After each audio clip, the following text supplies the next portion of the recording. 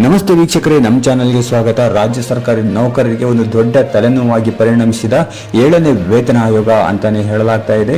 ಯಾಕಂತಂದ್ರೆ ಈ ಒಂದು 7ನೇ ವೇತನ ಆಯೋಗ ರಚನೆಯಾಗಿ ಸಾಕಷ್ಟು ದಿನಗಳು ಕಳೆದರೂ ಕೂಡ ಇದಕ್ಕೆ ಒಂದು ಸೂಕ್ತವಾದ ಒಂದು ಪರಿಹಾರವನ್ನ ಕಂಡುಕೊಳ್ಳಕ್ಕೆ ಇಂದು ಕೂಡ ಸರ್ಕಾರಕ್ಕೆ ಸಾಧ್ಯವಾಗಿಲ್ಲ. ಇದನ್ನ ಜಾರಿಗೆ ಮಾಡಲು ಹಿಂದೇಟನ್ನ ಹಾಕ್ತಾ ಇರುವಂತದ್ದು ಯಾಕೆ, ಯಾವ ಕಾರಣಕ್ಕೆ ಅನ್ನುವಂಥದ್ರ ಬಗ್ಗೆನೂ ಕೂಡ ರಾಜ್ಯ ಸರ್ಕಾರಿ ನೌಕರರಿಗೆ ಎಲ್ಲ ರೀತಿಯಾದ ಮಾಹಿತಿ ಗೊತ್ತಿರುವಂತ ವಿಚಾರನೆ.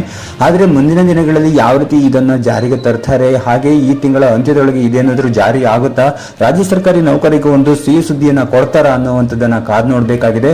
ಹಾಗಾದ್ರೆ ಈ ಒಂದು ವಿಡಿಯೋದಲ್ಲಿ ಇರುವಂತಹ ಮಾಹಿತಿ ಏನು ಅಂತ ನೋಡೋದಾದ್ರೆ, ಈ ಒಂದು 7ನೇ ವೇತನ ಆಯೋಗದ ಕುರಿತು ಈಗಾಗಲೇ ಸಾಕಷ್ಟು ರೀತಿಯಾಗಿರ್ತಕ್ಕಂಥ ಮಾಹಿತಿಯನ್ನು ನೀವು ತಿಳ್ಕೊಂಡಿದ್ರಿ. ಆದ್ರೆ ಆ 7ನೇ ವೇತನ ಆಯೋಗ ಜಾರಿಗೆ ಬಗ್ಗೆ ಮೊನ್ನೆ ನಡೆದಿರುವಂತಹ ಒಂದು ಸಚಿವ ಸಂಪುಟದಲ್ಲಿ ಚರ್ಚೆ ನಡೆಸಿ 7ನೇ ವೇತನ ಆಯೋಗದ ವರದಿಯನ್ನು ಜಾರಿಗೆ ತರುವಂತಹ ಅಧಿಕಾರವನ್ನ ಇಲ್ಲಿ ಮುಖ್ಯಮಂತ್ರಿ ಸಿದ್ದರಾಮಯ್ಯನವರ ಒಂದು ವಿವೇಚನೆಗೆ ಬಿಟ್ಟಿದ್ದಾರೆ ಅನ್ನುವಂತಹ ಮಾಹಿತಿಗಳು ಈಗಾಗಲೇ ಸಾಕಷ್ಟು ಒಂದು ಮಾಧ್ಯಮಗಳಲ್ಲಿ ಇರಬಹುದು ಅಥವಾ ಯೂಟ್ಯೂಬ್ ಚಾನೆಲ್ಗಳಲ್ಲಿರಬಹುದು, ಹೀಗೆ ಬೇರೆ ಬೇರೆ ರೀತಿಯ ಇರತಕ್ಕಂಥ ಸುದ್ದಿ ಮಾಧ್ಯಮಗಳಲ್ಲಿ ನೋಡಿರ್ತೀರಾ. ಆದರೆ ಕಾನೂನು ಮತ್ತು ಸಂಸದೀಯ ವ್ಯವಹಾರಗಳ ಸಚಿವ ಎಚ್ ಕೆ ಪಾಟೀಲ್ ರವರು ಮಾಧ್ಯಮದವರು ಕೇಳಿರುವಂತಹ ಪ್ರಶ್ನೆಗೆ ಕೊಟ್ಟಿರುವಂತಹ ಉತ್ತರವೇ ಬೇರೆ. ಹಾಗಾದ್ರೆ ಮಾಧ್ಯಮದವರು ಯಾವ ಪ್ರಶ್ನೆಯನ್ನ ಕೇಳಿದ್ರು, ಕಾನೂನು ಮತ್ತು ಸಂಸದೀಯ ವ್ಯವಹಾರಗಳ ಸಚಿವ ಎಚ್ ಕೆ ಪಾಟೀಲ್ ರವರು ಏನು ಉತ್ತರವನ್ನ ಕೊಟ್ಟರು ಅನ್ನುವಂಥ ಬಗ್ಗೆ ನಿಮಗೆ ಸಂಪೂರ್ಣವಾದ ಮಾಹಿತಿ ಬೇಕಾ?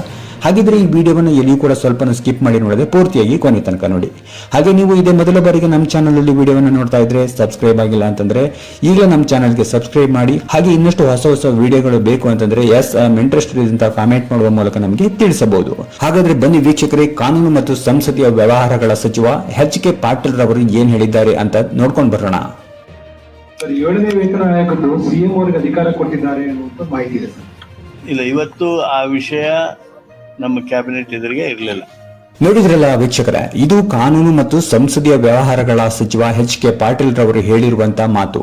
ಹಾಗಾದ್ರೆ 7ನೇ ವೇತನ ಆಯೋಗದ ಬಗ್ಗೆ ಏನೂ ಚರ್ಚೆ ನಡೆದಿಲ್ವಾ ಅನ್ನೋದು ರಾಜ್ಯ ಸರ್ಕಾರಿ ನೌಕರರಿಗೆ ಬೇಸರ ತಂದಿರುವಂತಹ ವಿಷಯವಾಗಿದೆ. ದಿನದಿಂದ ದಿನಕ್ಕೆ 7ನೇ ವೇತನ ಆಯೋಗದ ಜಾರಿಯ ಕುರಿತು ಸಾಕಷ್ಟು ಬಿಸಿ ಬಿಸಿ ಚರ್ಚೆಗಳು ನಡೆಯುತ್ತಿವೆ. ಒಂದು ಕಡೆ ರಾಜ್ಯ ಸರ್ಕಾರಿ ನೌಕರರು ತಮ್ಮದೇ ಆದ ರೀತಿಯಲ್ಲಿ ತಮ್ಮ ಭಾವನೆಯನ್ನ ಆಕ್ರೋಶದ ಮೂಲಕ ವ್ಯಕ್ತಪಡಿಸುತ್ತಿದ್ದಾರೆ. ಈ ತಿಂಗಳ ಅಂತ್ಯದೊಳಗೆ ರಾಜ್ಯ ಸರ್ಕಾರಿ ನೌಕರರಿಗೆ ಏನಾದರೂ ಗುಡ್ ನ್ಯೂಸ್ ಸಿಗುತ್ತಾ, ಕಾದ್ ನೋಡಬೇಕಾಗಿದೆ. ವೀಕ್ಷಕರೇ, ಇದಿಷ್ಟು ಈ ವಿಡಿಯೋದಲ್ಲಿರುವಂತಹ ಮಾಹಿತಿ. ನಮ್ಮ ಪ್ರಯತ್ನ ನಿಮಗೆ ಇಷ್ಟ ಆಗಿದ್ರೆ ಈ ವಿಡಿಯೋಗೆ ಒಂದು ಲೈಕ್ ಮಾಡಿ.